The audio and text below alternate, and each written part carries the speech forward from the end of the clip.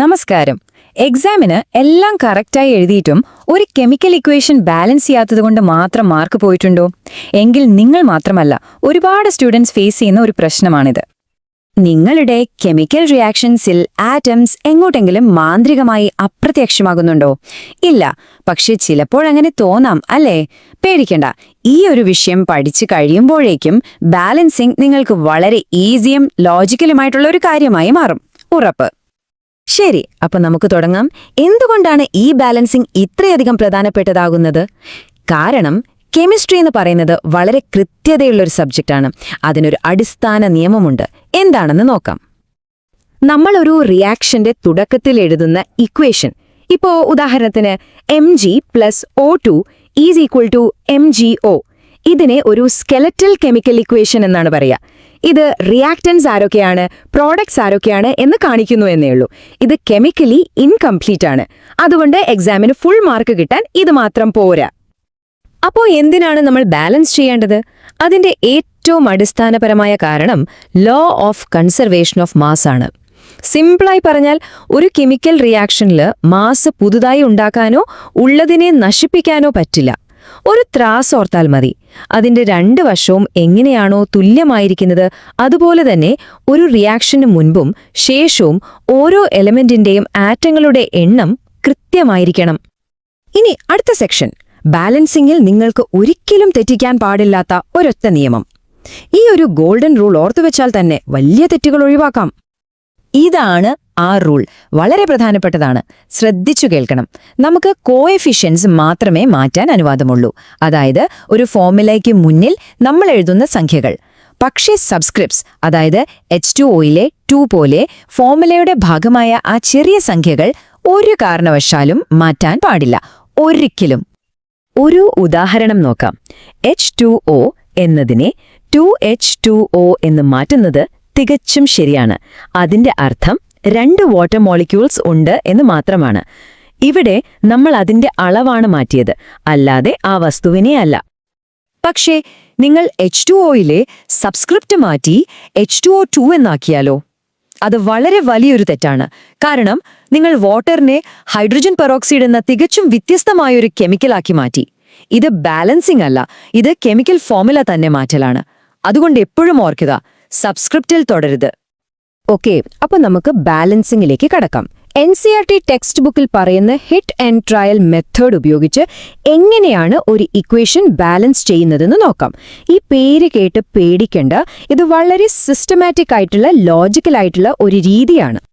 ഈ മെത്തേഡ് പഠിക്കാൻ നമുക്ക് NCERT ടെക്സ്റ്റ് ബുക്കിൽ തന്നെയുള്ള ഈ സ്കെലിറ്റൽ ഇക്വേഷൻ എടുക്കാം. Fe + H2O = Fe3O4 + H2. അപ്പോ നമ്മുടെ ആദ്യത്തെ സ്റ്റെപ്പ് ഇക്വേഷന്റെ രണ്ട് സൈഡിലുമുള്ള ഓരോ എലമെന്റിന്റെയും ആറ്റങ്ങളുടെ എണ്ണം ഒന്ന് ലിസ്റ്റ് ചെയ്യുക എന്നതാണ്. ഇവിടെ നോക്കിയാൽ തന്നെ അറിയാം, അയണും ഓക്സിജനും ബാലൻസ്ഡ് അല്ല. ഒരു ചെറിയ ടിപ്പ് തരാം. എപ്പോഴും ഏറ്റവും കൂടുതൽ ആറ്റംസ് ഉള്ള കോമ്പൗണ്ട് ഏതാണോ അത് വെച്ച് തുടങ്ങുന്നതാണ് എളുപ്പം. ഇവിടെ അത് പ്രോഡക്റ്റ് സൈഡിലുള്ള Fe3O4 ആണ്. അതിൽ തന്നെ ഓക്സിജൻ വെച്ച് നമുക്ക് തുടങ്ങാം. അപ്പോ സ്റ്റെപ്പ് 1, ഓക്സിജൻ ആറ്റങ്ങളെ ബാലൻസ് ചെയ്യാം.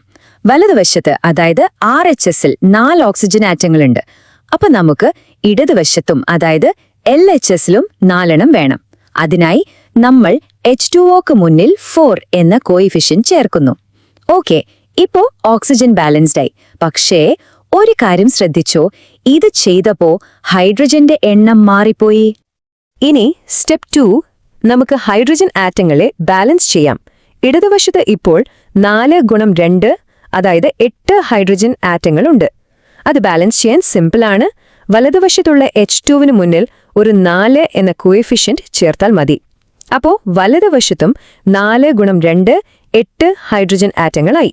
ഹൈഡ്രജനും ഇപ്പോൾ ബാലൻസ്ഡ് ആണ്. ഇപ്പോൾ അവസാന ഘട്ടം, സ്റ്റെപ്പ് 3, അയൺ അഥവാ Fe ആറ്റങ്ങളെ ബാലൻസ് ചെയ്യുക. വലതുവശത്ത് 3 അയൺ ആറ്റങ്ങളുണ്ട്. അതുകൊണ്ട് ഇടതുവശത്തുള്ള Feക്ക് മുന്നിൽ 3 എന്ന കോയിഫിഷ്യന്റ് ചേർത്താൽ മാത്രം മതി. അത്രയുള്ളൂ, നമ്മുടെ ബാലൻസിംഗ് കഴിഞ്ഞു. നമ്മളൊരു ഇക്വേഷൻ ബാലൻസ് ചെയ്താൽ മാത്രം പോരാ, അത് ശരിയാണോ എന്ന് 100% ഉറപ്പുവരുത്തണം. അതാണ് ഏറ്റവും പ്രധാനപ്പെട്ട സ്റ്റെപ്പ്. റെഡിയാണോ? ഞാൻ ഫൈനൽ കൗണ്ട് കാണിക്കുന്നതിന് മുൻപ് ഒരു നിമിഷം എടുത്ത് ഈ ഫൈനൽ ഇക്വേഷനിലെ ആറ്റംസ് രണ്ട് സൈഡിലും ഒന്ന് മനസ്സിൽ എണ്ണി നോക്കൂ. എല്ലാം കറക്റ്റാണോ? അതേ, കറക്റ്റാണ്. ഇപ്പൊ നോക്കൂ, രണ്ട് സൈഡിലും ആറ്റംസിന്റെ എണ്ണം തുല്യമാണ്. അപ്പോൾ നമ്മുടെ ഫൈനൽ ബാലൻസ്ഡ് കെമിക്കൽ ഇക്വേഷൻ ഇതാണ്. 3Fe + 4H2O gives Fe3O4 + 4H2. ഇനി സാധാരണയായി സ്റ്റുഡൻസിന് മാർക്ക് നഷ്ടപ്പെടാൻ കാരണമാകുന്ന രണ്ട് പ്രധാനപ്പെട്ട തെറ്റുകൾ ഏതൊക്കെയാണെന്ന് വളരെ പെട്ടെന്ന് നോക്കാം. ഒന്നാമത്തേത്, നമ്മൾ നേരത്തെ പറഞ്ഞ ആ ഗോൾഡൻ റൂൾ. അത് മറക്കരുത്. സബ്സ്ക്രിപ്റ്റ് ഒരിക്കലും മാറ്റരുത്.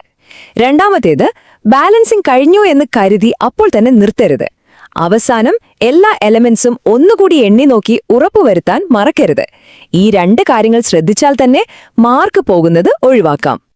ഇപ്പോൾ നിങ്ങൾ ഈ രീതി പഠിച്ചു കഴിഞ്ഞു. ഇനി ഇത് സ്വയം ഒന്ന് ചെയ്തു നോക്കാനുള്ള സമയമാണ്. ബോർഡ് എക്സാമിന് വരാൻ സാധ്യതയുള്ള 2 ചോദ്യങ്ങൾ തരാം. ഈ 2 ചോദ്യങ്ങൾക്കുള്ള ബാലൻസ്ഡ് ഈക്വേഷൻ എഴുതി നോക്കുക. ഇവ രണ്ടും NCERT ടെക്സ്റ്റ് ബുക്കിൽ നിന്നുള്ളവയാണ്. അടുത്ത ഭാഗം കാണുന്നതിനു മുൻപായി ഇത് സ്വയം ചെയ്തു നോക്കാൻ ശ്രമിക്കുക. അത് നിങ്ങളുടെ കോൺഫിഡൻസ് ഒരുപാട് കൂട്ടും. അപ്പോ നമ്മൾ പഠിച്ച കാര്യങ്ങൾ പെട്ടെന്നൊന്ന് ഓർത്തെടുത്താലോ? ആദ്യം ആറ്റങ്ങളുടെ എണ്ണം ലിസ്റ്റ് ചെയ്യുക. പിന്നെ ഏറ്റവും കോംപ്ലക്സ് ആയ കമ്പൗണ്ട് വെച്ച് തുടങ്ങുക. കോഎഫിഷ്യൻസ് ഉപയോഗിച്ച് ഓരോ എലമെന്റിനെയും ബാലൻസ് ചെയ്യുക. അവസാനം എല്ലാം ശരിയാണോ എന്ന് ഉറപ്പിക്കാൻ ഒരു ഫൈനൽ ചെക്ക്. കണ്ടില്ലേ, ഇതൊരു സിമ്പിൾ പ്രോസസ്സാണ്. ബാലൻസിംഗ് ഇക്വേഷൻസ് എന്ന ടോപ്പിക് ഇപ്പോൾ നിങ്ങൾക്ക് ക്ലിയർ ആയെന്ന് വിശ്വസിക്കുന്നു. ഈ വീഡിയോ മനസ്സിലാക്കാൻ ഇത് നിങ്ങളെ സഹായിച്ചെങ്കിൽ തീർച്ചയായും ഈ വീഡിയോ ലൈക്ക് ചെയ്യുക. ബോർഡ് എക്സാമിന് വേണ്ടിയുള്ള കൂടുതൽ കെമിസ്ട്രി ടോപ്പിക്സിനായി സബ്സ്ക്രൈബ് ചെയ്യുക. ഇപ്പോൾ നമ്മൾ കെമിക്കൽ ഇക്വേഷൻസ് എങ്ങനെ ശരിയായി എഴുതാമെന്ന് പഠിച്ചു. ഇനി നമുക്ക് കെമിസ്ട്രി കൂടുതൽ ഓർഗനൈസ്ഡ് ആയിട്ട് പഠിച്ചു തുടങ്ങാം. അടുത്തതായി നമ്മൾ നോക്കാൻ പോകുന്നത് പലതരത്തിലുള്ള കെമിക്കൽ റിയാക്ഷൻസിനെ കുറിച്ചാണ്. അതിൽ കോമ്പിനേഷൻ റിയാക്ഷൻസ് വെച്ച് നമുക്ക് തുടങ്ങാം. അപ്പോൾ അടുത്ത ഭാഗത്തിൽ കാണാം.